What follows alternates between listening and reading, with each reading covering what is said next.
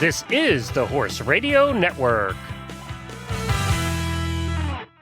This is episode 68 of Horsemanship Radio, brought to you by Index Fund Advisors, IFA.com. Horsemanship Radio is a part of the family of the Horse Radio Network. And today we have two wonderful men. Can you believe both men that I was able to catch up with on my trip to Dubai and South Africa? Listen in.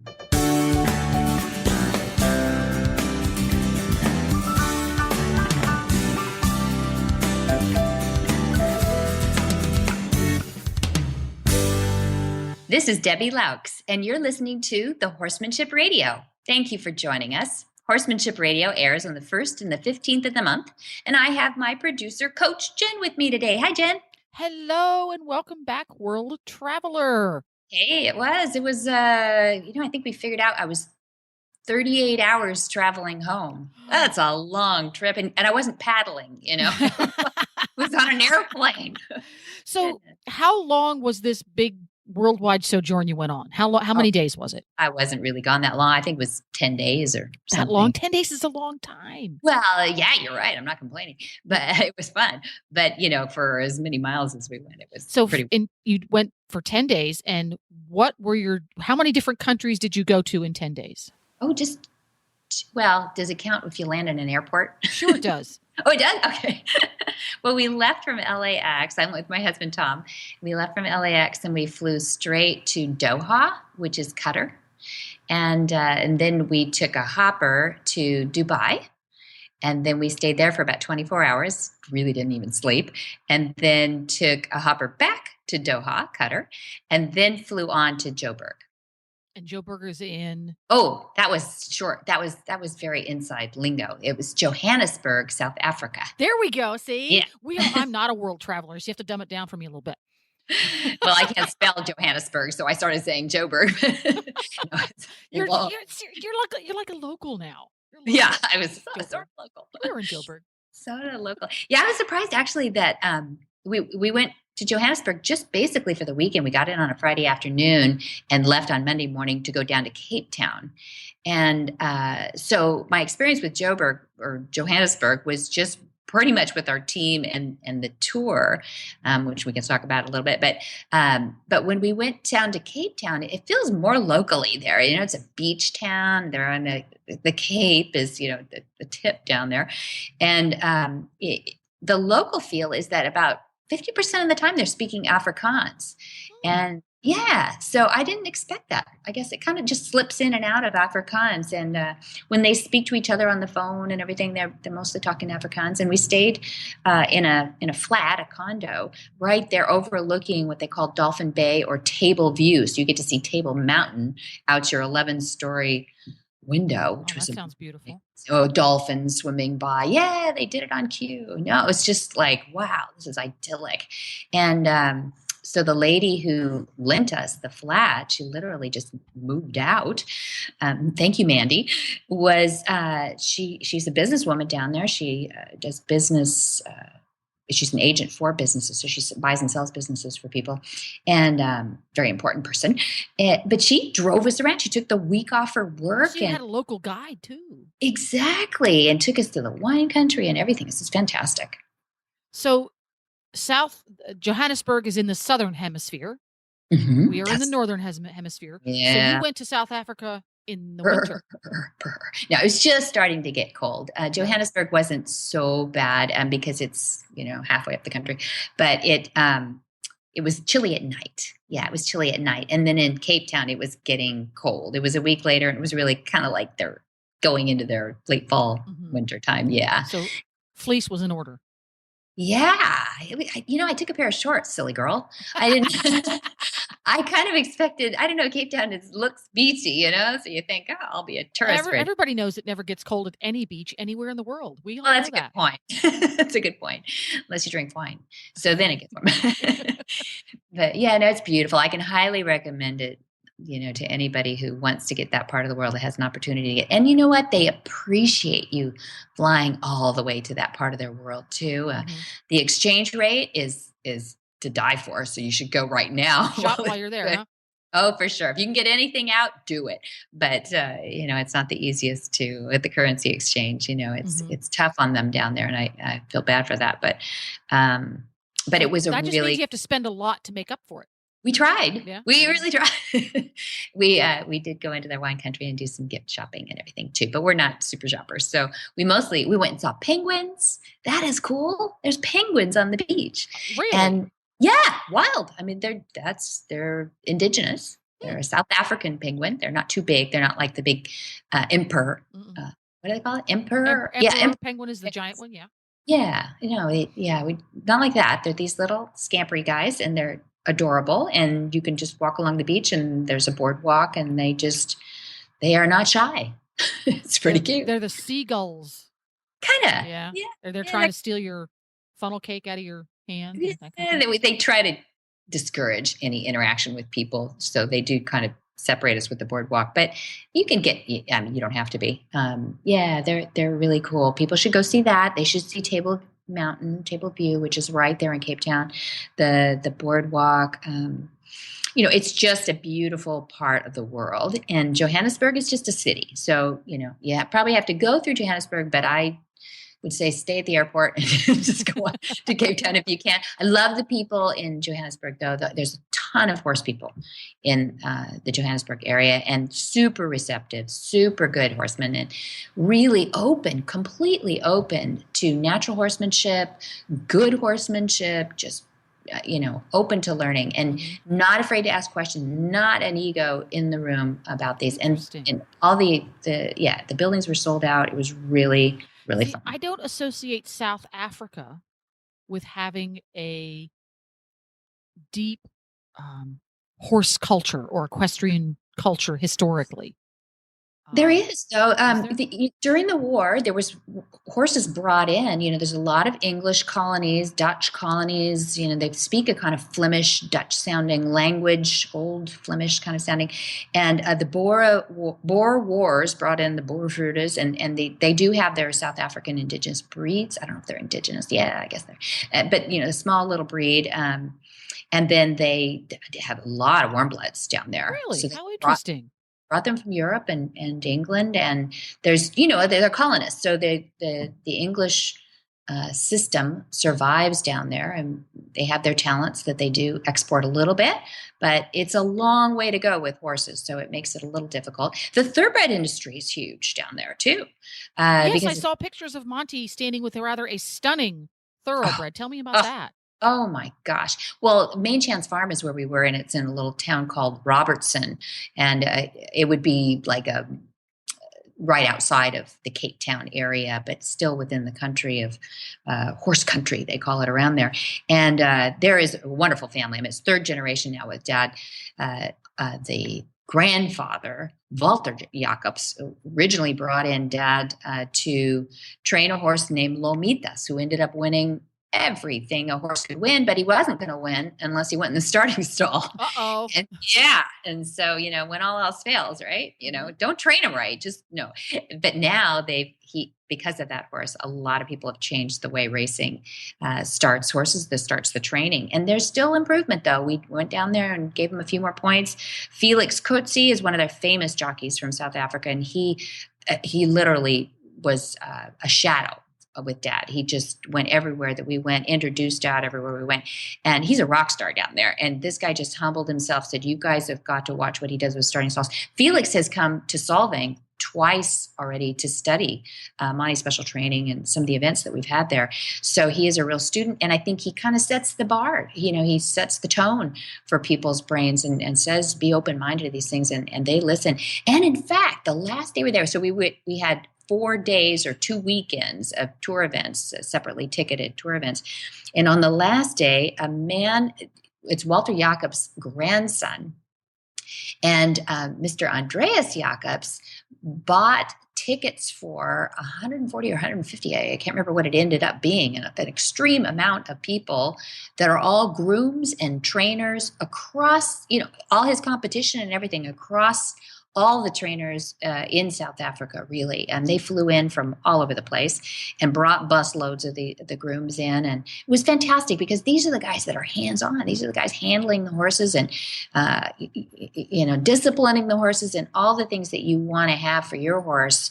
You want to have the knowledge in these guys. And so this the gentleman who basically was hosting your tour there went out, and because he wanted to improve the status of the horses and the industry as a whole, went out there and out of his own pocket said, okay, all you trainers, all you guys who enjoy this sport with me and earn your living because of these wonderful horses, I'm going to pay for you to come over here and learn all this cool stuff because it's that important.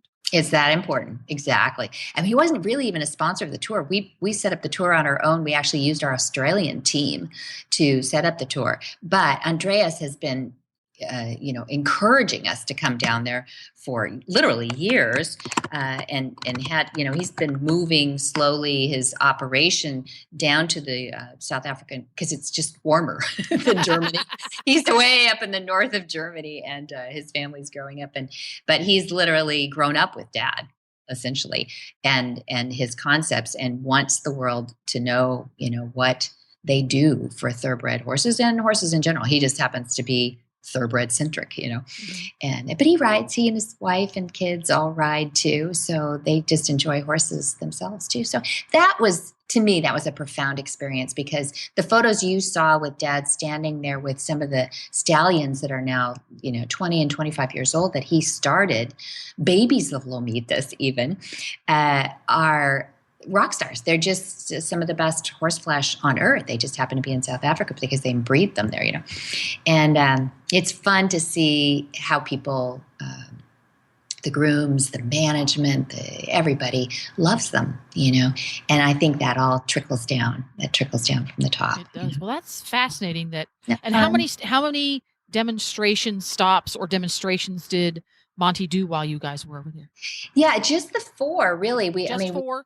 Yeah, I know, it's a lot. It is a lot, because it's Saturday, then Sunday, and then Saturday, and Sunday. And I'll tell you one crazy story is when we were in Johannesburg, somebody said it's like 5,000 or 6,000 feet up. I should Google that and see, but it's thin air. It's high up there.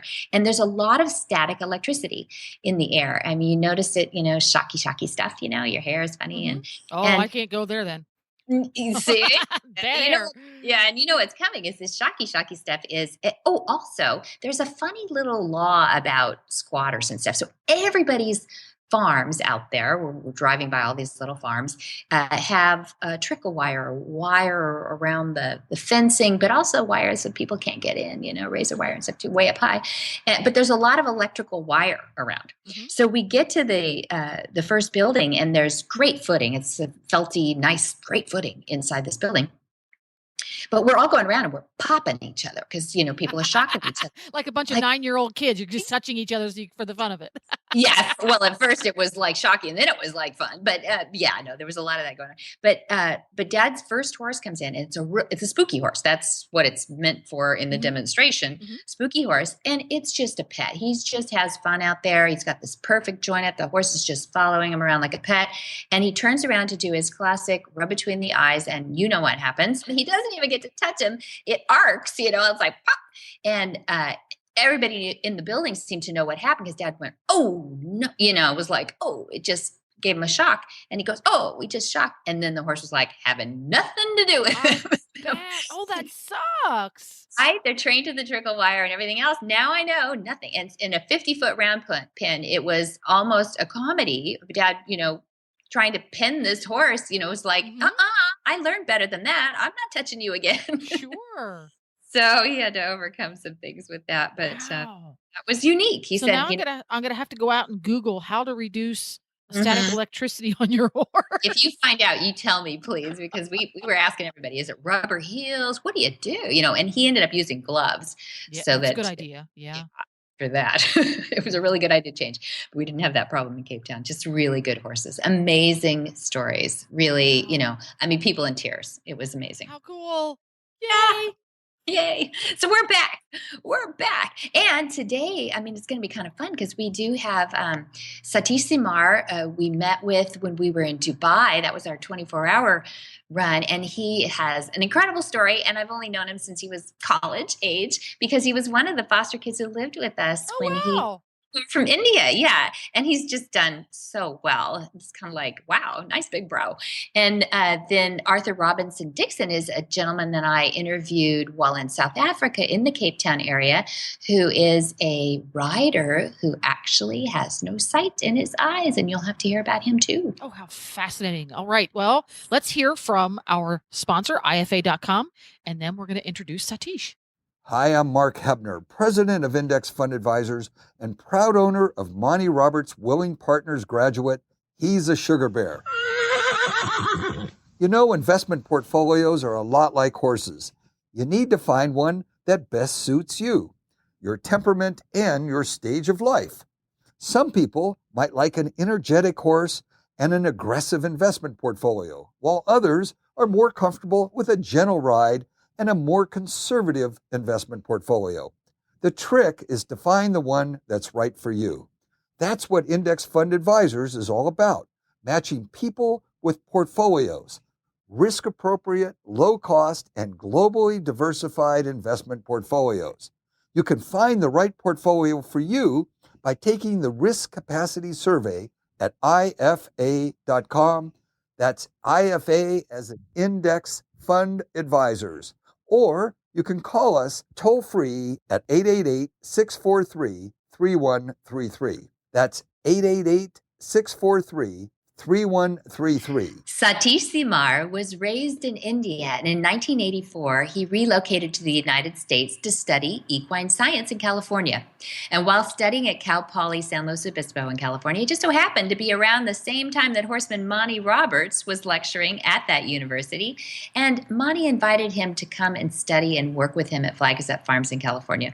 In 1987, after earning his diploma in animal science, Satish worked as a farm manager for the famous Tailor-Made Farms in Lexington, Kentucky, where he was responsible for 200 plus staff members, an entire yearling operation, including a string of 400 plus horses at a young age. His job included pre-training of young horses and applying the Monty Roberts method of handling horses. There, Satish started an intern program, too, for international students who wanted to start their career in the horse business. It later became one of the top equine programs in the world. And in 1990, His Highness Sheikh Mohammed was introduced to Satish and requested that his help in fulfilling the dream of setting up one of the most prestigious racing destinations in the world. It is right at the foot of the tallest building in the world. Working endlessly towards putting Dubai on the world map of horse racing, Zabil Racing Stables was founded, and since its inauguration of the official thoroughbred and purebred Arabian horse racing in UE in 1993, over 750 winners have been trained out of these facilities. And also, in 2012, Satish Seemar received a very special award from Her Majesty Queen Elizabeth for his dedication to nonviolent approaches to horses. Well, welcome, Satish Seemar. Thanks so much for sitting down with me today. Where are we here now in Dubai? We are at my house at Desert Palm Polo Resort in Dubai. In Dubai. And I hope you enjoyed your only one-day stay. We had a hyper day. We had lots to do in one day, and you were a perfect host. Packed it up in 12 hours. It was amazing. Yeah, we got to see Maidan, the racing course Zabil here. Stables and Maidan, and had some good food and. Lots of good food. I think we've eaten 3 times today already. No telling before the end of the day, and we have to leave at 1 in the morning here, 1:30 in the morning now, to head back to the airport. But I wanted to talk a little bit. I wanted to share you with some of our horsemanship listeners, because you come from a different perspective. You are one of the few that I can interview that have known Monty since when? I mean, you and I are in kind of elite territory that way. I go back a little further than you, but not much. Well, in my professional career, I've had 3 major influences. And it started with Monty, because that's who I credit for my basic, medium, and the highest level of horsemanship, who taught me in a personal way. And then the second step was because of Monty, I ended up in Kentucky. That's where I learned the business part of this thoroughbred industry with the Taylor family, TaylorMade Farms. TaylorMade Farms, yeah. And I think, if I may call it, the final part of my career is His Highness Sheikh Mohammed bin Rashid Al Maktoum, the ruler of Dubai, giving me an opportunity to work for him. And how many years? Trainer. Yeah, that's been... It's been 25 years here. That's a pretty good career, yeah. I think my life is pretty much straightforward, and I've been very fortunate, lucky to come across these three influences in my life. And but at the same time, I think I was quite, if I may use the horse language, blinkered in my life. I just, for years, I just went that direction, that I had to go do this. And I was fortunate enough that gates kept opening and I kept walking through and taking the opportunity. And some people may call it risks, but I call it opportunities. So you've been able to work with horses or around horses your whole life? Yes, but the work part was, I think, to be fair, if you use the word proper, work, meaning of work is United States. Because I'm from India originally, did my school, my bachelor's degree in India. And in India, with the class system, with the society, I couldn't really work with the horses. It's a different system. You wouldn't have been hands-on. Yeah, I wouldn't have been hands-on there. I did ride and all that, but couldn't do any hands-on stuff. And I think that's one of the main reasons I ended up in the United States. Started with California and then Kentucky. So I went with no plan to US, basically to visit first. And then, of course, once I was there, some of my very close friends who were keen to have me there, they kind of guided me a little bit, and then I started working on it. And started with, as I had already finished my bachelor's degree in Delhi University, I kind of took a step back in my educational system and joined a junior college in Shasta, Reading, and it was an animal husbandry program, and I just kind of specialized in the horse part of it. I did that, and then my professors there were very happy with me, and they recommended that I should go to Cal Poly San Luis Obispo, California, and they recommended me to the university, and I went there and I did my master's in equine science. That was another one of the really good experiences of my life, where I could especially do everything hands-on. I was in the Thoroughbred project and part of my course. And so we were given 2-year-olds and we had to start them from the beginning. We had to train them on the track. Looking at me, you wouldn't believe now that I was riding like a race exercise rider. Were you? There. Yeah. And it was all, we had to look after them. We had to kind of shoe them ourselves, do basic veterinary work ourselves. In fact, then you take them to the 2-year-old training sale and you sell them there. My goodness. It's a project. Yeah. And so that was one of the most amazing, and in that process is when I met Monty Roberts, where, in fact, Monty was alumni of the college, San Luis Obispo, Cal Poly. And he also came as a guest speaker a couple of times. And so when I was finishing my course in Cal Poly, in the end, Monty sometimes took few interns, maybe 5 or 6, to flag us up for 6 to 8 weeks. And I happened to be selected in one of those 6. And then normally he used to keep 1 or 2, and I happened to be that one who stayed longer. And at the same time, I kept doing my Cal Poly education.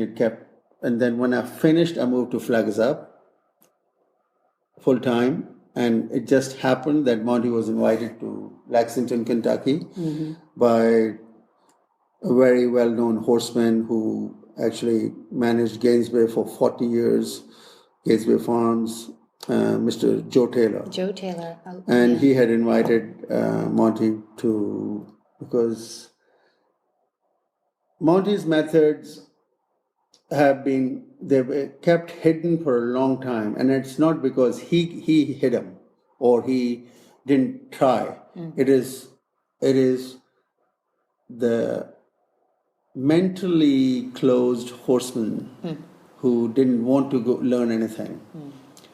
And I think when Monty went to Kentucky,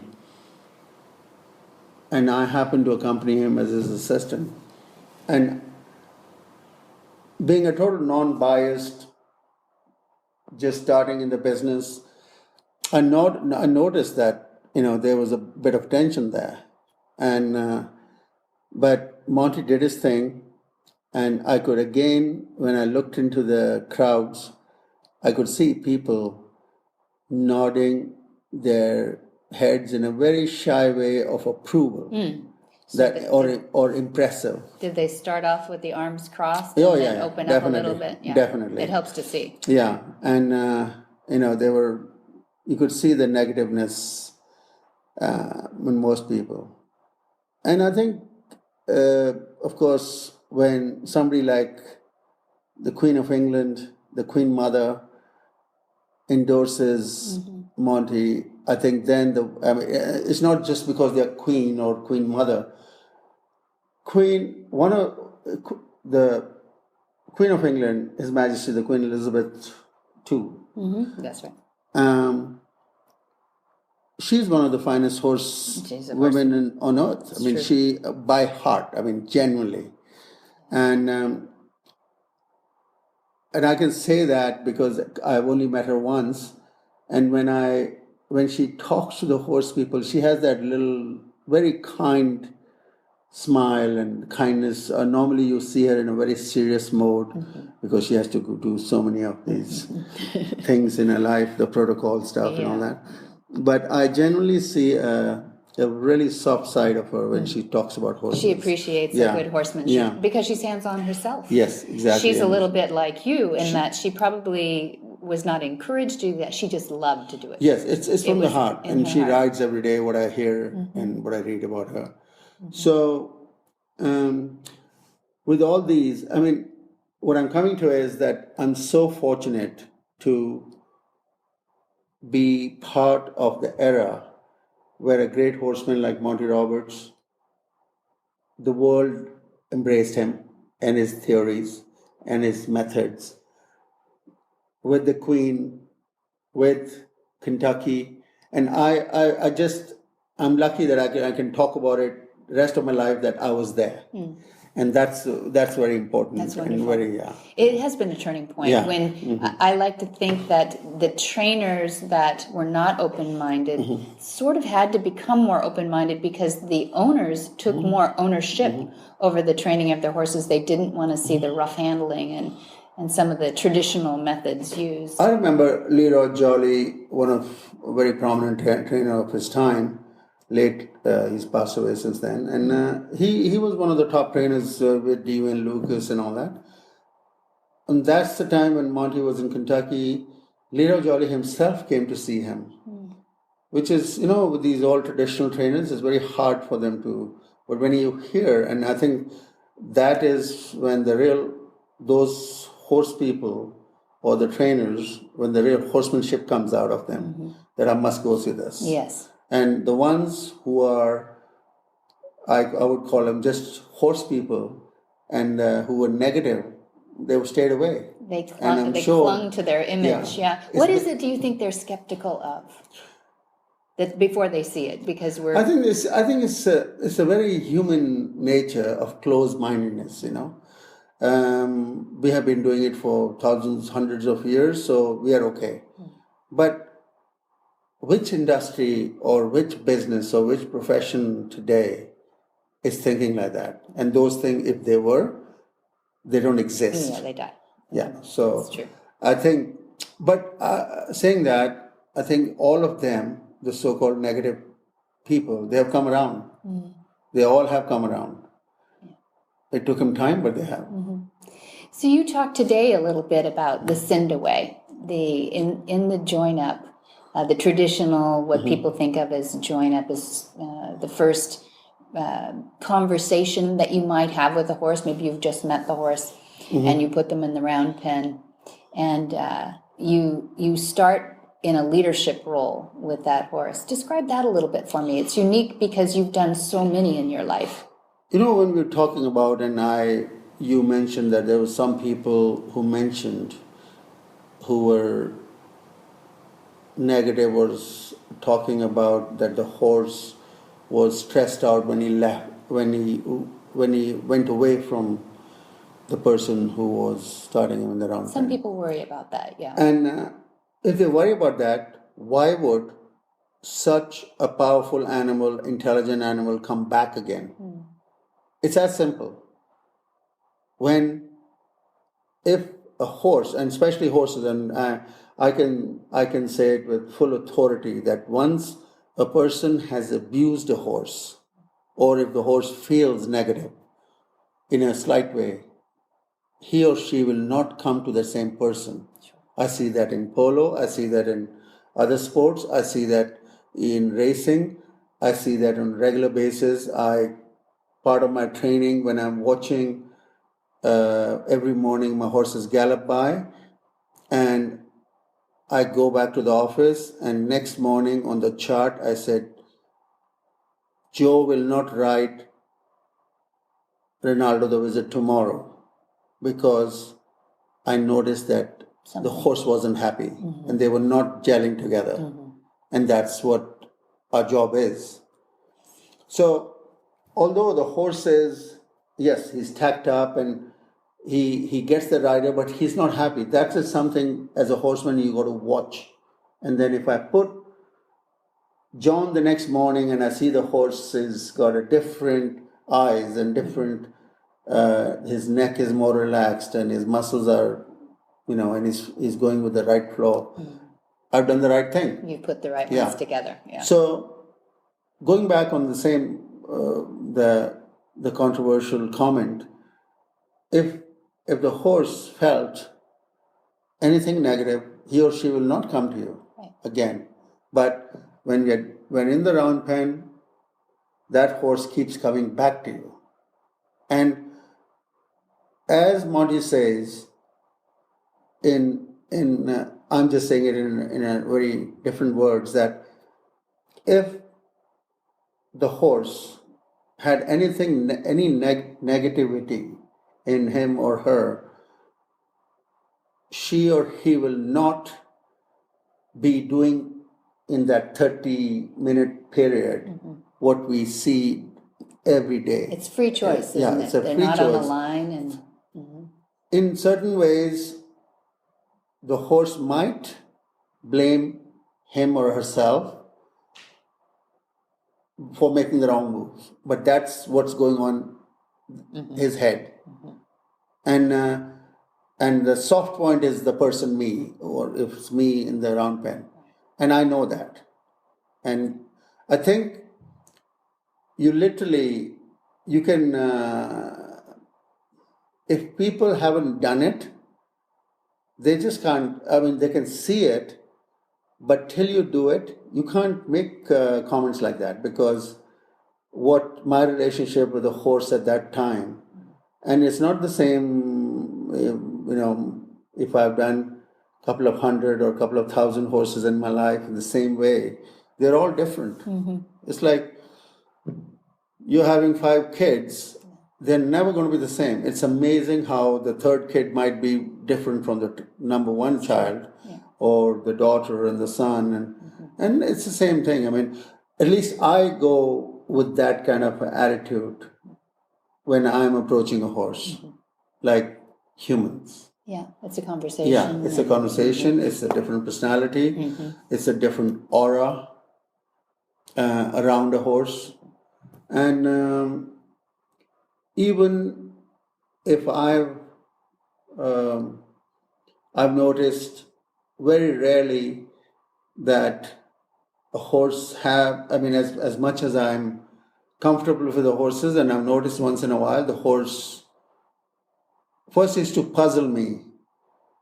And I think in one of our conversations with Monty, he mentioned, I don't know, it was a group or just we were talking, he mentioned that if you had a nice big steak last night, your body will be smelling.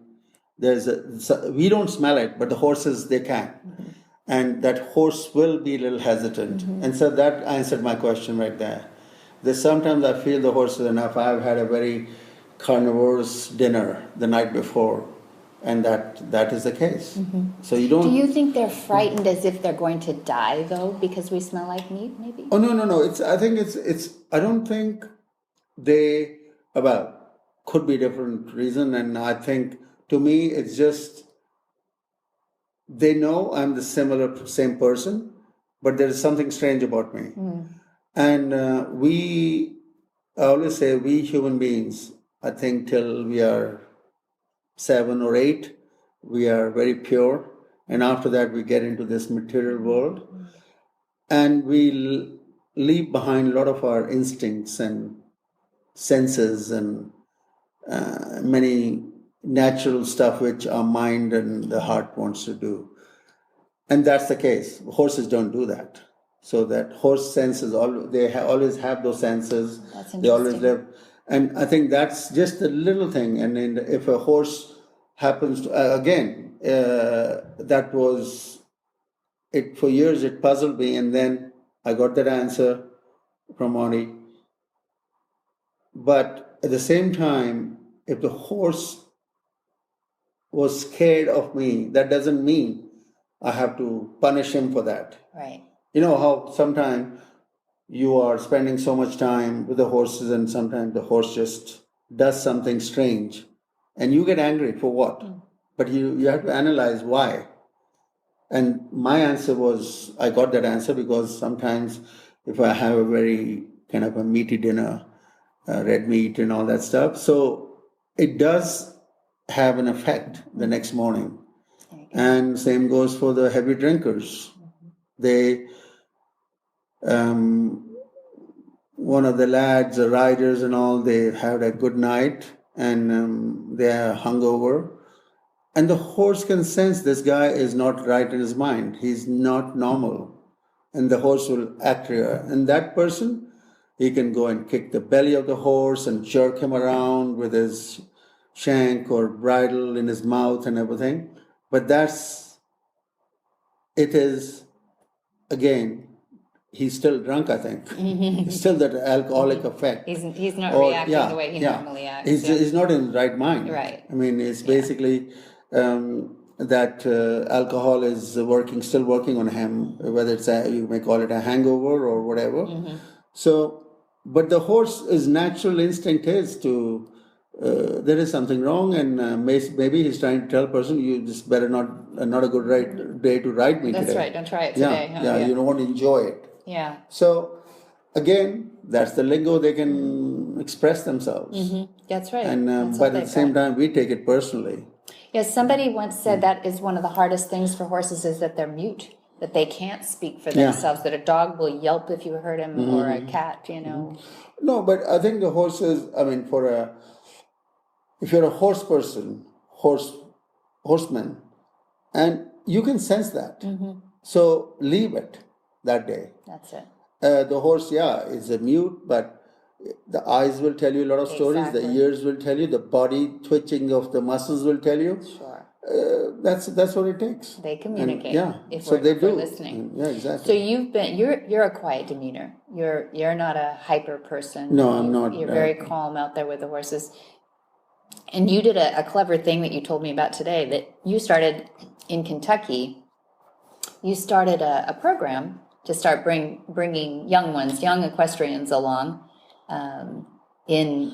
when you were working for TaylorMade Farms. Yes, we started this program called the TaylorMade Intern Program. And what were you looking for in those young people?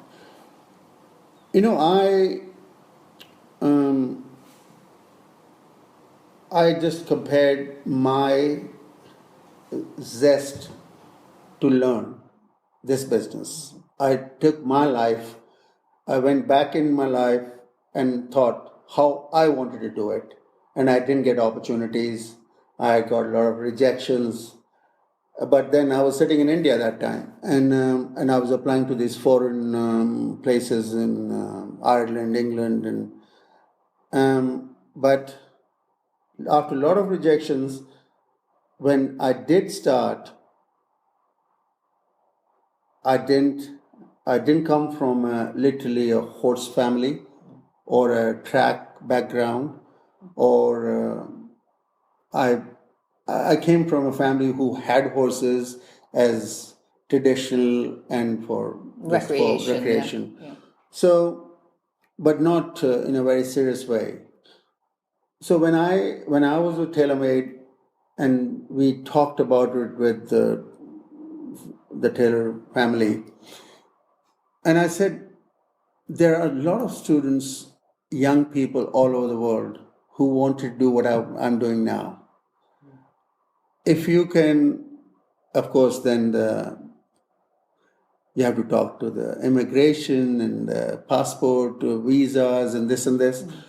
So I think they figured it out, and we were having any given year about 15 to 18 students. That's quite a bit. Yeah, and they great. were from, let's say, from Romania. We had from South Africa, Ireland, England, even local Kentucky boys, and maybe from California. And so when they were all together, it was more of a practical classroom where I would watch them. We would have once a week a class session. They had to write an article on something. I see. We would call celebrated trainers who they looked up to, or some breeders, or people like Monty Roberts, and that kind of thing. And so that was their treat. Once in a month or once every 2 weeks, they got to sit down one-to-one, That's pretty good, yeah. listen, ask questions.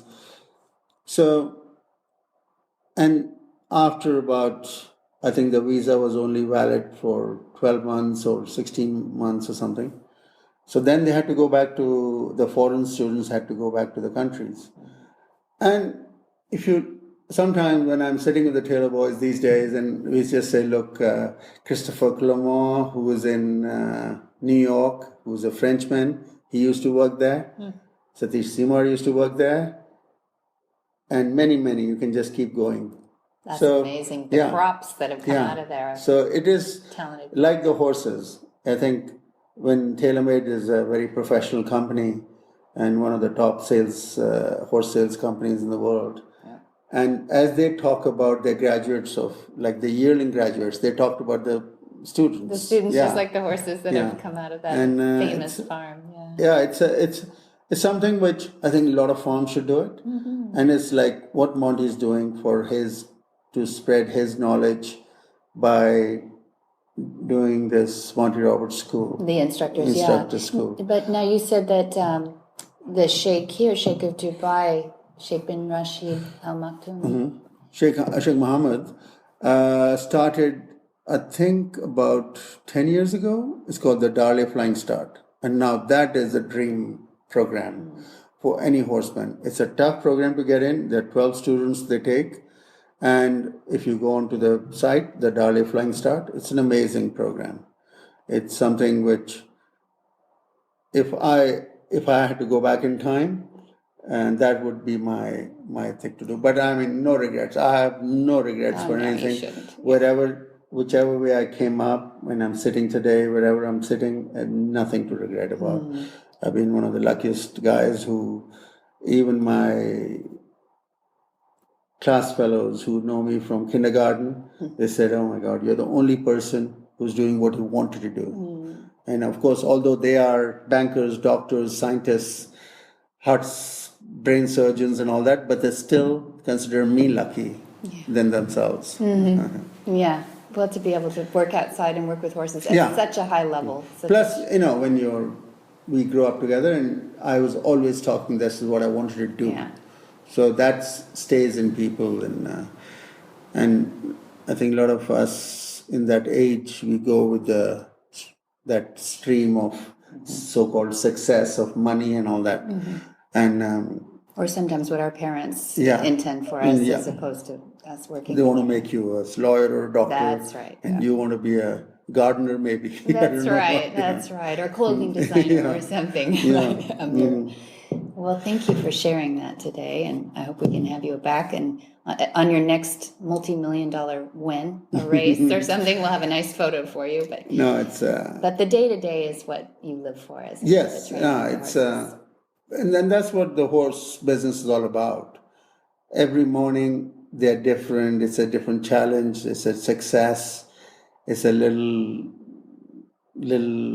sad stories which happen as long as you're dealing with a living thing. Yeah, that's right. You can change spare parts in your Ferrari, but you can't change a spare part in this champion horse. So it's a time and effort which makes them come back. Good. Well, thank you. Thank you for sharing that. And I hope the listeners will look for you, whether it be in Maidan in Dubai or wherever they see you around the world with your horses. Thank you. Arthur Robinson Dixon was born sighted, but lost his sight to degeneration at a young age. His irrepressible spirit and love for horses kept his mind open to the possibility of riding, though, and through patience and determination, he continues to show us all that our brain and a good horse can compensate and provide.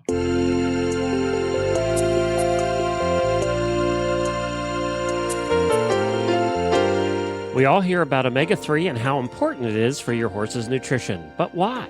Well, simply put, horses were created to get all of their nutrition from live, natural grasses.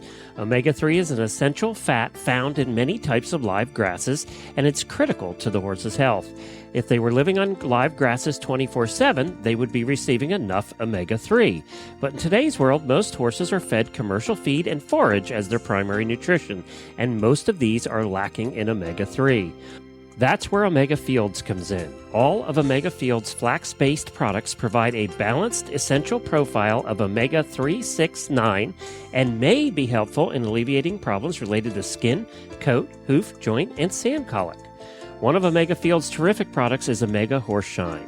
Omega Horse Shine is an omega-3 stabilized ground flaxseed supplement for horses to help maintain a shiny, healthy coat, strong, solid hooves, and top performance for horses in all life stages. Omega Fields provides the best human-grade, non-GMO ground flax that can help horses with dry, scaly, itchy skin, joint pain and inflammation, poor hoof growth, allergies, and more. Don't just listen to Debbie and I. Alexandra, a customer of Omega Fields, says any horse I ever own, I will feed them Omega Horse Shine, and I will recommend it to anyone. You can get your Omega Horse Shine today at omegafields.com, or just for our listeners, get 15% off using the coupon code Monty2015. All one word, it's Monty2015 for 15% off your next order at omegafields.com. That's omegafields.com.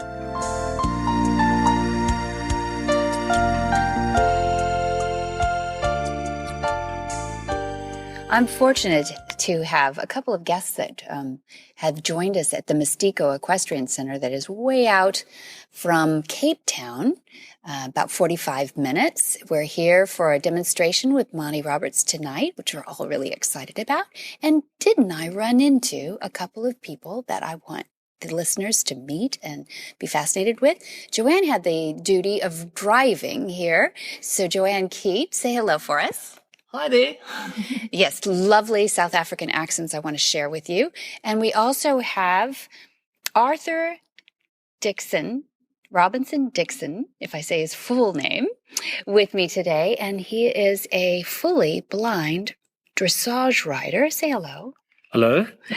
And also with the lovely South African accent. Glenn Hebert will love that. His favorites are the New Zealand's and South African accents. But I wanted to share you with the listeners today, Arthur, because you've done something incredible. You have now gone totally blind, but you weren't always blind. Is that right? No, I wasn't totally blind. I've had congenital glaucoma, and it gradually deteriorated, with surgery and everything that was done to me. And I went totally blind at 30 years old. 30 years old. Yeah. Okay. And were you riding before you went Yes, blind? I started riding when I was 9 years old. I actually started at an old racing stable near Gravel Racecourse in Durban. Durban. Yeah, and that's where I started riding. And I was already having visual problems at that stage, but I still could see, very well still. It was totally functional on my own when I started riding. Mm-hmm. And what got you into riding, though? What was the interest there? 'Cause it was to find girls? Because at 9 years old, it wasn't probably to find all the girls. No, definitely not. My father was a good gambling man, and he loved the racehorses. And he used to take me as a small boy. He used to take me to the racecourse, and I fell in love with horses from then on. And that's how I actually, since I can remember, I've loved horses. So you're 30 years old and you're nearly blind now. Do you say, I don't want to lose horses in my life? Or do you say it's just a challenge to keep riding? You think to yourself, it's totally hopeless. But there's always solutions to all problems. And I thought I would, if I think long enough, I will come up with a solution and see what is available around me and see what can be done to make it accessible again to me. What did you do? Look, I surfed the internet a lot, and I just sat and thought about it. Thought about how I would go around doing things. And I know about a lot of other blind people that do ride, but, they usually have help and, riding with somebody or... you mean up on top of the horse with them? No. Usually it would be led by another person or they would follow another person, like especially with outrides, which is, outrides are lovely and it's nice to go outright, but you want more of a challenge. You want to improve yourself and develop your skills. And a friend of mine, a blind friend of mine, she was partially sighted, and she was doing dressage, but she did it at a very high level. And she was explaining the systems to me of what she's been doing, how to do it, and they use a caller and that type of thing. What is a caller? What actually happens is the caller does is as the rider approaches the letter, the caller would tell him this is the letter like A or B or X or C, whatever. In the dressage ring. Yeah. In the dressage arena. And look, if you're riding a well-schooled horse, they do circles by themselves basically, and you've just got to keep direction. But in South Africa, to get access to well-schooled dressage horses is not easy at all. And I've got a very independent spirit. I want to do something on my own, and I've been thinking of a system of how I'm going to do this. And there was a American girl, I think her name was Sam Madden, that I saw on the internet. She developed a system, and I thought to myself, but this system is good, but I think I could think of something better than that. Good for you. Because what did you think was missing? It was the acoustical problems. Okay. When you use acoustics, there's always problems to it. Because you've got wind, you've got road noise. You've got all sorts of noises, especially outside.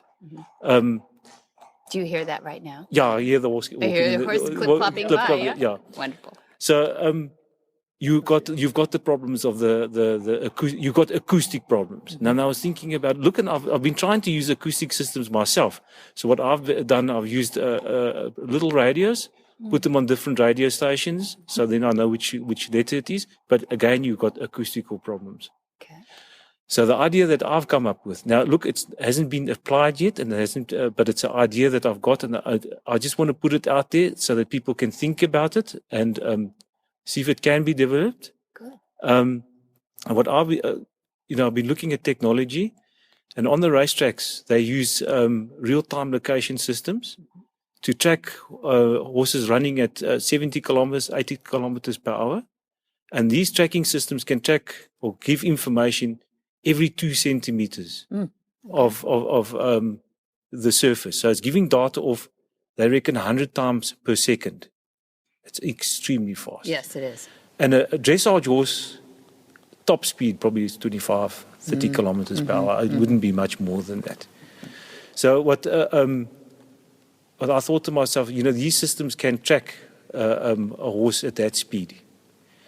And then I thought to myself, but if you can take a dressage arena and create a virtual arena.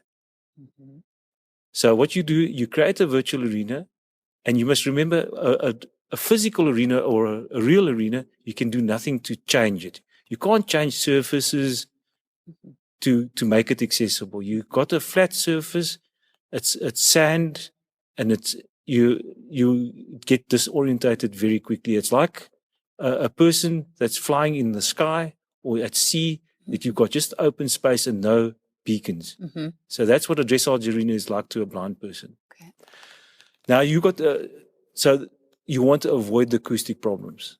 So what you do, you create a virtual environment. And what you can do with that virtual environment, there's a term what they call soundscaping. So you divide the arena up in different sounds. And the beauty of the virtual environment, you can manipulate it as you like. So you can make sound switch off and switch on when you want to. So you don't have the blurring of sound by wind or external noise and all that type of thing. You create an environment that is virtual. And then you have headphones on your head. And there's a thing that they use.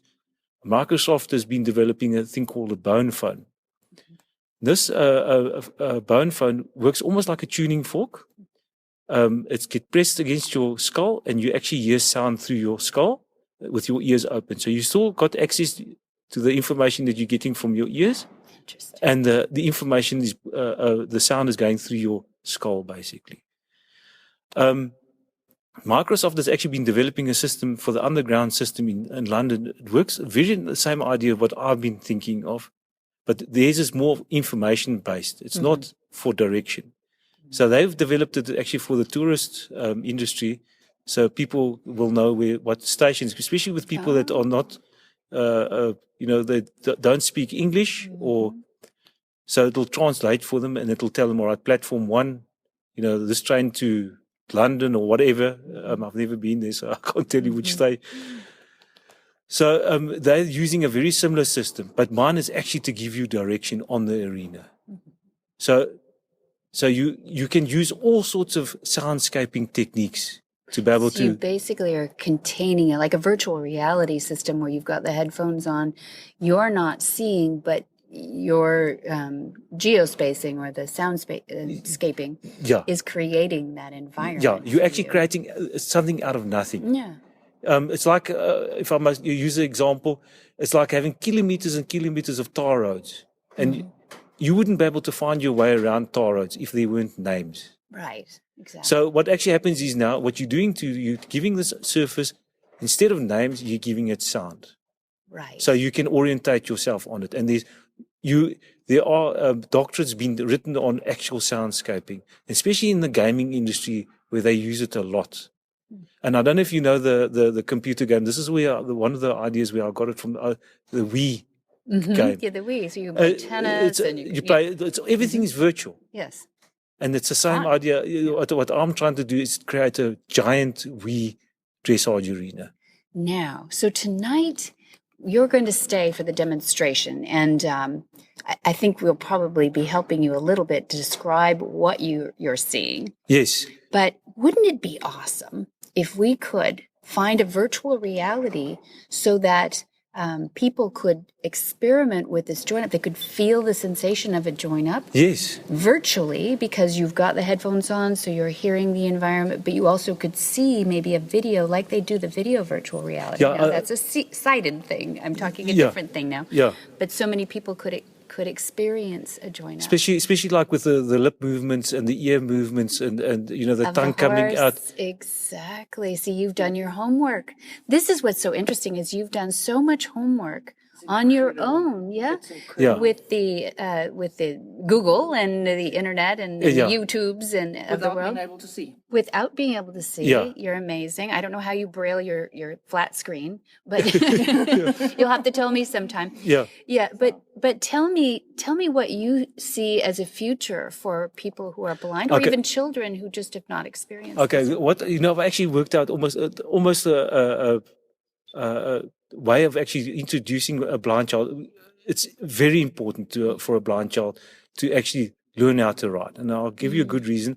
I think I used the example where a dressage horse has got to be straight.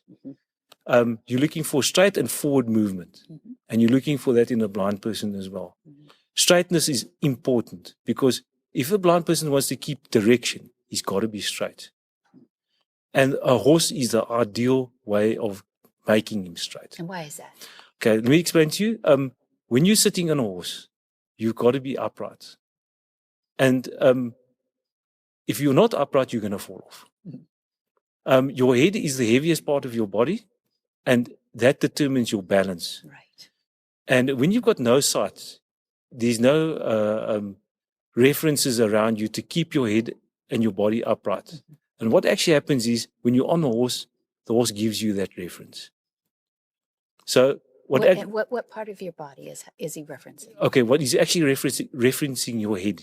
Because if your head's not in the correct position, you're not going to be in the correct position. So he's keeping you in balance? He's keeping you in balance. He's forcing you to be balanced. Is this through your butt and through your back and your bum? Because look, you're wanting to feel the horse. Right. So the best way to feel the horse is to be in an upright position and balanced position, because that's where you're going to be the most sensitive to feel the horse. And I saw a little bit of video, thank you, of you riding, and you're not heavy on the reins. So you No. really are not relying on that touch. No, point. I rely on to feel I actually prefer to have a horse with no noseband on, because that's when I can actually feel him the most. I can feel what his problems, what he's getting excited about, and to actually read the environment, because I can feel what's going on in his mouth. Fantastic. It's vitally important to be able to feel because you know what's going. Everything is in the jaw of the horse. You can feel if he's tense, he's not happy about something. You feel it through the reins, and it's very important. And so, like for example, to create mental fitness as well. When you're blindfolded, you actually can learn how to pick out the definition of the paces, and you're going to actually improve the horse, improve your mental ability to read the horse's balance through trying to pick out these footsteps. Are you suggesting maybe riders go put a blindfold on and in a careful situation? Yeah, I think it very much so. I think it's actually what I would suggest. Walking down a tar road. Okay. And with the horses walking, and you can actually hear the clip clop, Okay. and actually just closing your eyes and trying to pick out the walk. And by doing that, you're making your bum sensitive, and it's putting you into a correct position. Fantastic. Yeah, it's a good suggestion. And it gives you that ability to pick out the paces. That gives you, the more sensitive your muscles are, it gives you that mental time to make a decision. And especially when you're getting to the upper levels of dressage, when you make like with flying changes and transitions that have got to be made quickly and accurately, the more mental fitness you are, the better you're going to cope with it. Excellent. Yes. I think we don't think about that enough. Really. Yes. Maybe some people do it naturally and automatically, but the rest of us who are getting a little more brittle in the brain. Yeah, and the bones. And the bones. Yeah. But let me explain to you what I was thinking of doing for a child. Now, there are virtual arenas already. There are games that are played, dressage games and jumping games and all that type of thing that are played on our smartphones. on our smartphones and all that type of thing. So what you would do is you would take a dressage arena, and instead of using sight to navigate around that arena with using the arrow keys, you would soundscape that arena, and the child can play and practice navigating the arena with sound. Mm-hmm. And while you're doing that, you would put him through a physiotherapy program to make him stronger. Fantastic, because you must remember, when you are totally blind, you don't move well. Yeah. You don't get the exercise that you need to develop. It's like a Mustang that's out in the open veld. He can, because he can move and look for food and he develops bone and muscle. A blind person doesn't have that movement. So he doesn't develop bone and muscle as well as a sighted person would. Mm-hmm. Same as a child then. So same as a child, and same with a Mustang that's out in the veld, or a horse being kept in a confined area. Yes. So so you will have to do a lot of physio and muscle building and that type of thing to be able to. But while you're doing that, you inspire him by giving him that game to play with, to learn how to navigate the dressage arena, until you get to the point where he actually is quite good on the dressage arena. This is now getting very, very expensive. What I'm talking about now. Well, that's only money. You get dressage simulators, and you get. There's a lot of simulators. There's even one for riding for the disabled now. Simulators where you actually have a virtual horse that you actually sit on, and it actually. I don't know if you remember the old bucking. Bulls that used the mechanical bulls that they've got. There's a lot of places that actually created horses that do exactly this, not bucking, but actual dressage. Right, good. Yeah, we'll leave the bucking horses out of it. But the equicizers and not the equicizers, because this is actually high technology, but you get jumping, jumping simulators, and you get all sorts of simulators now. So you put the child on that, develop him physically on that, and also teach him while on that to navigate the arena again with the virtual sound. Yeah. And then when you see he's strong enough and to be able to cope, then you put him on the horse. Then you're going to save risks falling and getting hurt. And things so like it's incrementally you're getting him exposed and strengthened. And you don't get that fear factor because, look what actually happened to me when I was small. And luckily I had somebody very good. A horse bucked with me, and I was very weak still, not strong. And so the horse dragged me, and I got a good fright. And luckily, I had a very good instructor that and I wanted to go back on the horse because I loved him so much. And so she got me back onto the horse, and confident again, and all that type of thing. But you don't want that to happen. Yeah, if you can help it, look, it's good for them to fall. Makes them to sit up straight. That's right. That's right. Balance that head next time. Yeah. It's better than telling you to sit up straight. Sit up straight. That's right. If you don't sit up straight, you're going to fall. That's right. Dad trains the horses very much like that too. He says we niggle too much. Exactly. We're always niggling and saying, don't do that, don't do that, don't do that. And he said, let them go ahead and make the mistake. And then when you correct, are we agreeing? Yeah. When you correct, they really understand what got corrected. Exactly. Right? So you don't nag. Let him fall. Let them fall. They'll correct. They'll correct. Yeah.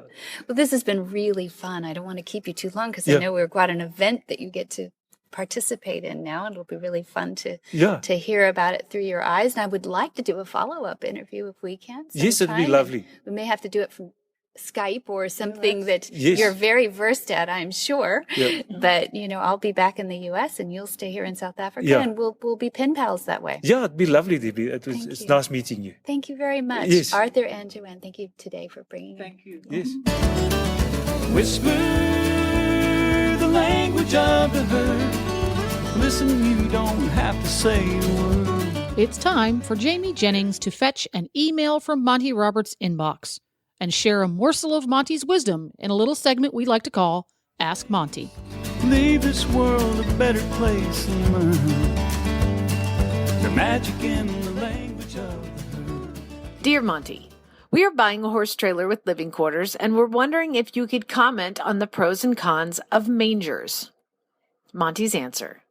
It is important to take into consideration the purpose for which you are acquiring a trailer.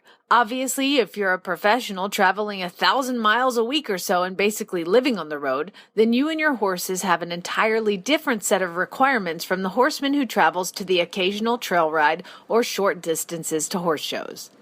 There is nothing wrong with mangers. My assumption in formulating this answer is that we are discussing slant haul trailers. If you decide to include mangers, then it's best to choose a trailer with wider stalls. If you choose to put mangers in a narrower trailer and you have full-size horses, you could restrict their space unacceptably. For the hard-traveling professionals, mangers provide several advantages. They make it easier for you to feed and water your horses while on the move, and in addition, they allow for significantly more storage space than trailers without mangers, as most trailers will utilize the space below the manger for extra storage. I'm a spokesman for several types of trailers on a global basis, and many companies produce a manger that is safe and effective. Be very careful to use only mangers that are built from extremely strong material and constructed so that they have no areas that could injure a horse's leg. All edges should be smooth and all flat portions should be reinforced so that your horse cannot tear the metal. Many injuries occur when time and use is weak in the metal and cracks occur. Cracking in metal can be like a knife to the flesh of your horse. The feed compartment of a manger need not be more than 5 or 6 inches in depth and should have an outward sloping lip and rise to your horse closest. This construction will allow the horse to pull his foot out of the manger if he is silly enough to get it in there. You are probably aware that I am a strong proponent of slant haul trailers.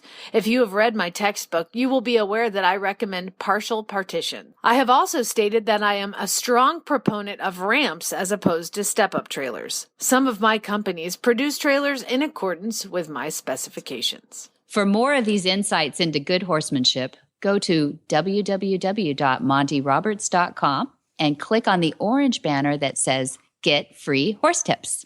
Hi, I'm Monty Roberts, and I'm dedicated to training horses without pain. You can learn to do it too on my Equus Online University. Western, English, the beginner, or the advanced rider, it doesn't matter. You can connect with other students online too, on our forum, and there's a new lesson every week. It's a lifetime of learning for you on my Equus Online University at montyroberts.com. What in the wide, wide world of sports is going on here?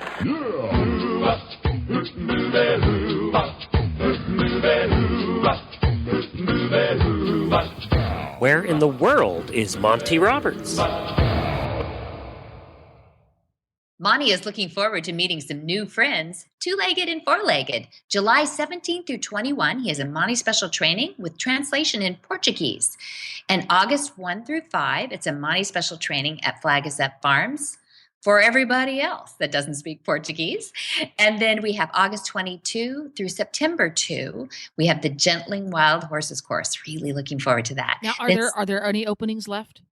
Oh, yes, Okay. there are, because we do keep it limited, but we're kind of picky this year. So yes, there are some spots, but by picky, I mean, they really want to be interested in Gentling Wild Horses.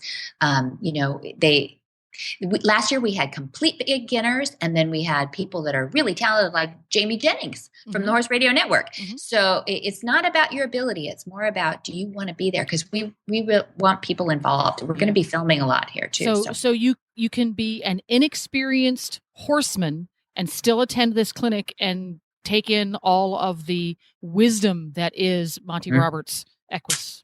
Yes, and if you love Mustangs, it's particularly good. So, there we go. Yeah. So that's August 22nd 22 through the 2nd of through, September. yeah, it's 2 weeks long. There we go. Okay. Sorry, All I right. had to interrupt. Go ahead. Yeah, I'm so glad you're asking questions. September 9, we have a Horse Sense for Leaders, and that is a corporate. And then we've got September 10 and 11, that same weekend, Wild at Heart with Pat Roberts. That'll be fun. And then we've got September 24 through 25, we've got another Riding with Respect. And those are really fun. Those are what Join Up looks like in the saddle. Now, I have another question. Mm-hmm. Your September 9th Horse Sense for Leaders, is that open to anybody who wants to attend? Yeah, we did an open enrollment as opposed to, one company coming to us and asking for a date. Yeah. Now, if one of our listeners, for example, maybe has a smaller company they could sign up and attend and bring their 4 key people. We've done that before too. Yeah, absolutely. That's a great event for smaller to mid-sized companies. When you have managers and potential managers and other leads in your business, and this should be especially, I think, relevant because let's face it, our listeners are horse people. Yeah. To take those people and bring them to a Horse Sense for Leaders conference, because they're going to totally relate. They get the passion about horses, and it's going to help them be better managers, better staff leads, better employees as a whole, and that's going to help your business thrive. Yes. So it's a really smart investment for even a small to mid-sized business. Yeah, thank you. Thank you for that. We've found that to be true. Executive teams or just team building, and you're right. Partials like that too. But I've had people come on their own too. Unfortunately, what happens is then they want to bring everybody back afterward, and then we wish they'd done it in the beginning. So, so it's fun. So often it happens that way. And for everyone who is curious and wants to sign up for these sorts of things, you can find lots more at Monty's website, which is montyroberts.com. Or you can talk to a real, live, helpful human being by calling 805-688-6288. And for details about today's show, you can go to the website, horsemanshipradio.com, and you will find links to our guests, photos, and more information. And we love your feedback, and we love your suggestions. So follow Monty on Facebook, which is an easy place to give those. It's Monty Roberts on Facebook. And on Twitter, yes, Monty Roberts tweets. It's Monty_Roberts.